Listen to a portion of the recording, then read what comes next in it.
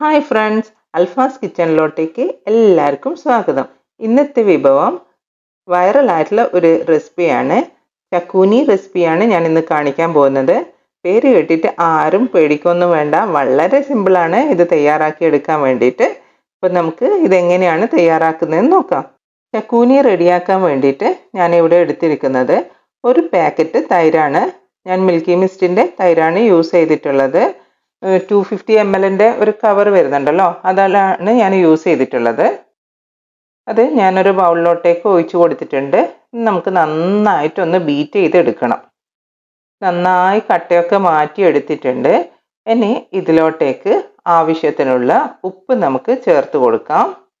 ഇനി ഇതിലോട്ടേക്ക് 1 table spoon Kashmiri മുളക് പൊടിയാണ് ഞാൻ ചേർത്തിട്ടുള്ളത്. നിങ്ങൾ സാധാരണ എരിവുള്ള മുളക് പൊടിയാണ് യൂസ് ചെയ്യുന്നതെങ്കിൽ ഒരു 1/2 ടേബിൾ സ്പൂൺ ചേർത്താൽ മതി. ഞാനിവിടെ 1 ടേബിൾ സ്പൂൺ മുളക് പൊടി ചേർത്ത് കൊടുക്കുന്നുണ്ട്. ഇനി നമുക്ക് ഇതൊന്ന് നന്നായിട്ട് മിക്സ് ചെയ്തെടുക്കാം. മുളകും ഉപ്പും ഒക്കെ നന്നായിട്ട് മിക്സ് ആവുന്ന രീതിയിൽ ഒരു സ്പൂൺ ഉപയോഗിച്ചിട്ട് ഞാൻ മിക്സ് ചെയ്തെടുക്കുന്നുണ്ട്. ഇനി ഇതിലോട്ടേക്ക് ആവശ്യമുള്ളത് ഒരു ഉരുളക്കിഴങ്ങാണ്. ഒരു നല്ല വലിപ്പമുള്ള ഒരു ഉരുളക്കിഴങ്ങ് വേവിച്ചെടുത്തിട്ടുണ്ട്. അത് ഞാൻ ചെറിയ കഷ്ണങ്ങളാക്കിയിട്ട് മാറ്റിയിട്ടുണ്ട്. ഇത് കണ്ടില്ലേ? ഇനി അതും കൂടി നമുക്ക് ഈ തൈര് മിക്സിലോട്ടേക്ക് ചേർത്ത് കൊടുക്കാം. ഇനി ഒരു സവാളയുടെ പകുതി ഭാഗം ഞാൻ നേരിയതായി കട്ട് ചെയ്തിട്ട് മാറ്റി വെച്ചിട്ടുണ്ടായിരുന്നു, അതും കൂടി ചേർത്ത് കൊടുക്കുന്നുണ്ട്. പിന്നെ കുറച്ച് മല്ലിയില അരിഞ്ഞതും കൂടി ചേർത്ത് കൊടുക്കുന്നുണ്ട്. ഇത്രയും ചേർത്ത് കഴിഞ്ഞാൽ നമുക്ക് ഇതൊന്ന് വീണ്ടും നന്നായിട്ടൊന്ന് മിക്സ് ചെയ്തെടുക്കാം. ഞാൻ എടുത്തിട്ടുള്ള ബൗള് കുറച്ച് ചെറുതായി പോയിട്ടുണ്ട്, അതാണ് എനിക്ക് മിക്സ് ചെയ്യാൻ കുറച്ച് ബുദ്ധിമുട്ടായിട്ടുള്ളത്. എന്തായാലും ഓക്കെ, കുഴപ്പമില്ല, ഇതിൽ നിന്ന് തന്നെ ഞാൻ മിക്സ് ചെയ്തെടുക്കുന്നുണ്ട്. ഇത് നല്ലപോലെ മിക്സ് ആയിട്ടുണ്ട്. ഇപ്പം നമുക്ക് ഈ തൈര് ഉരുളക്കിഴങ്ങ് മിക്സ് മാറ്റി വെക്കാം. ഇനിയൊരു ചെറിയ പണിയും കൂടിയേ ഉള്ളൂ. അതിനായിട്ട് ഞാൻ ഇവിടെ ഇതൊന്ന് താളിച്ച് വയ്ക്കണം, അത്രയേ ഉള്ളൂ.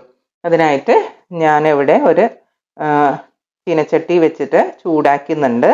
പിന്നെ അതിലോട്ടേക്ക് ഒരു 2 ടേബിൾ സ്പൂണോളം വെളിച്ചെണ്ണ ഒഴിച്ചു കൊടുക്കുന്നുണ്ട്.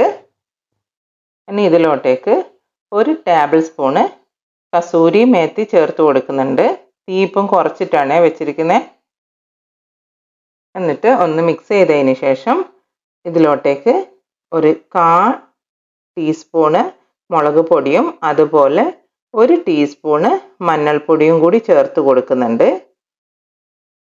ഇതും കൂടി ചേർത്ത് മിക്സ് ചെയ്തതിന് ശേഷം ഈ താളിച്ചെടുത്തത് നമുക്ക് ചൂടോട് തന്നെ തൈരിലോട്ടേക്ക് ഒഴിച്ചു കൊടുക്കാം.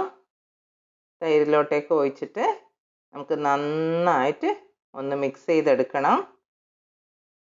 എത്ര പെട്ടെന്നല്ലേ കറി റെഡിയായത്.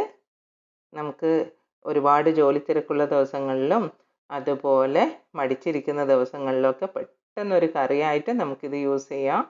ഇത് നമുക്ക് ചപ്പാത്തിയുടെ കൂടെയും ചോറിൻ്റെ കൂടെയും ഒക്കെ കഴിക്കാം കേട്ടോ. വളരെ സിമ്പിളാണെന്ന് കരുതിയിട്ട് ടേസ്റ്റിന് ഒട്ടും കുറവില്ല. അടിപൊളി ടേസ്റ്റാണ് കേട്ടോ ഇതിന്. ഇതുണ്ടെങ്കിലേ ചോറിന് വേറെ ഒന്നും ആവശ്യമില്ല. ഞാൻ കുറച്ച് ചോറും അതുപോലെ തന്നെ നമ്മുടെ കുറച്ച് ചക്കൂനിയും കൂടി എടുത്തിട്ടുണ്ട്. ഇനി പ്രത്യേകിച്ചൊന്നുമില്ല, ഇതങ്ങ് കുഴച്ച് കഴിക്കുക തന്നെ. ഞാൻ കുറച്ചൊന്ന് ടേസ്റ്റ് നോക്കട്ടെ എങ്ങനെയുണ്ട് എന്നുള്ളത്.